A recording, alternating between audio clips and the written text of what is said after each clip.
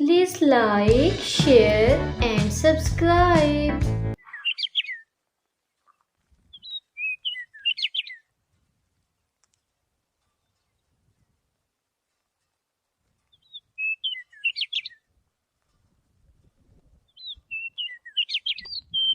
ये कहानी है एक बेवा की जो बेहिस जेठ और जेठानी के साथ रहती थी। शौहर की मौत के बाद शांति अपनी बेटी चुटकी के साथ अपने जेठ और जेठानी के घर किसी तरह दिन काट रही थी। शांति का जेठ तो फिर भी कुछ ठीक था, लेकिन उसकी जेठानी बहुत ही नकचड़ी और लड़ाकू थी। वो उसे एक भी आंख ना बाती थी। वो शांति से दिन भर काम करवाती और खुद मालकिन बनकर बैठ जाती और उस पर हुक्म चलाती। शांति, जल्दी करके सारे काम खत्म करो और दोपहर के खाने की तैयारी करो। वृद्धु आज दोपहर का खाना घर पर ही खाएंगे। जेठानी जी, आप फिक्र ना करें, खाना वक्त पे ही बनेगा। शांति जल्दी से सारे घर का काम खत्म करती है और खाना बनाने लग जाती है। वो खाना बनाकर टेबल पर लगा देती है। वृद्धु और पिंकी खाना खाने लग जाते हैं। ये लो तुम दोनों का खाना, जल्दी से खाना खाओ और किचन समेटो। जेठानी जी, आज फिर से वही बासी दाल। चुटकी का कल से पेट खराब है, आज ही उसे ताज़ा खाना दे दें। यही खाना मिलेगा, खाना है तो खाओ वरना भूखे रहो।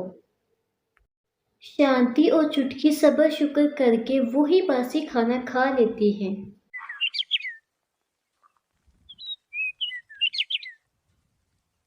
अगले दिन सुबह होते ही शांति मामूल के मुताबिक किचन में चले जाती है और नाश्ता बनाकर टेबल पर रख देती है। पिंकी और वृद्धु नाश्ता करते हैं और नाश्ता करने के बाद वृद्धु ऑफिस चला जाता है। मामूल के मुताबिक पिंकी फिर से मालकिन बनकर सोफे पर बैठ जाती है और शांति घर के काम करने लग जाती है। शांति, जल्दी से घर के सारे काम खत्म करो और बाजार से सब्जी लेके आओ। आज खाने में बिरयानी के साथ सब्जी भी बनेगी। जेठानी जी, आप फिक्र ना करें, मैं काम खत्म करते ही बाजार चली जाऊंगी। शांति काम कर ही रही होती है कि इतने में पिंकी आ जाती है। आज तुम फर्श ही घिसती रहोगी या बाजार भी जाओगी? कब बाजार से सब्जियां लाओगी और कब खाना बनेगा? जेठानी जी, आप गुस्सा ना करें, काम खत्म हो गया है और मैं अभी बाजार चली जाती हूँ। शांति कड़ी धूप में बाजार से सब्जियां लेने चली जाती है। घर आते ही शांति सीधा किचन में चली जाती है और खाना बनाने लग जाती है। कड़ी धूप और गर्मी की शिद्दत की वजह से शांति की तबीयत खराब हो जाती है और वो बेहोश हो जाती है। इतने में चुटकी भी किचन में आ जाती है और अपनी माँ को बेहोश देखकर रोने लग जाती है। माँ, आपको क्या हो गया है? आपको पता है आपके अलावा मेरा इस दुनिया में कोई नहीं है। माँ प्लीज उठे ना। चुटकी किसी न किसी तरह अपनी माँ को कमरे में ले जाती है और उसका ख्याल रखती है। पिंकी शांति के कमरे में आ जाती है और उस पर गुस्सा करने लग जाती है। अब आराम ही करती रहोगी या कमरे से बाहर भी निकलोगी? शाम का टाइम हो रहा है और रात का खाना कौन बनाएगा? शांति बड़ी मुश्किल से उठ के बाहर आती है। मेहरानी साहिबा, अब आ ही गई हो तो किचन में जाके खाना बना लो। जेठानी जी, आज मेरी तबीयत बहुत ख़राब है और मुझ में हिम्मत नहीं कि मैं किचन में जाके खाना बना सकूं। शांति की ये बात सुनते ही पिंकी को गुस्सा आ जाएगा। शांति, मैं कुछ दिनों से देख रही हूँ तुम बहुत ही कामचोर होती जा रही हो। मेरे घर में रहना है तो काम करना होगा। मैं तुम्हें और तुम्हारी बेटी को मुफ्त की रोटियां नहीं दूंगी और अगर काम नहीं कर सकती तो अपनी बेटी को लेकर यहाँ से चली जाओ।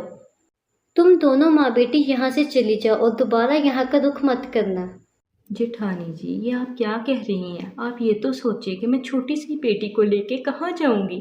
आपकी मैंने इतने साल खिदमत की है, उसका सिला ये दे रही हैं आप मुझे।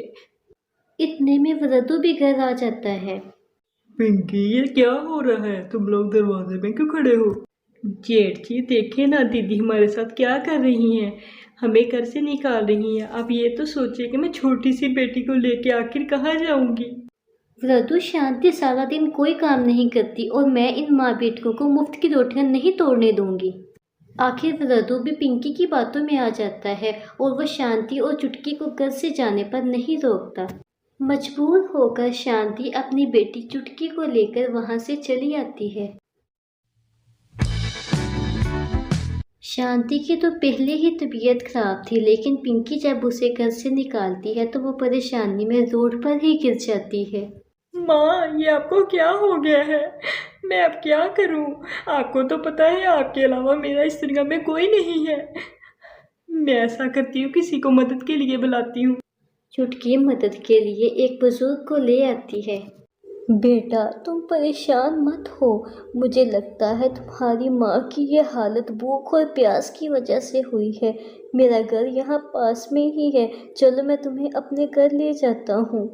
वो बुजुर्ग इन दोनों माँ बेटियों को अपने घर ले जाता है और शांति का बहुत ही ख्याल रखता है और शांति की तबीयत भी ठीक हो जाती है।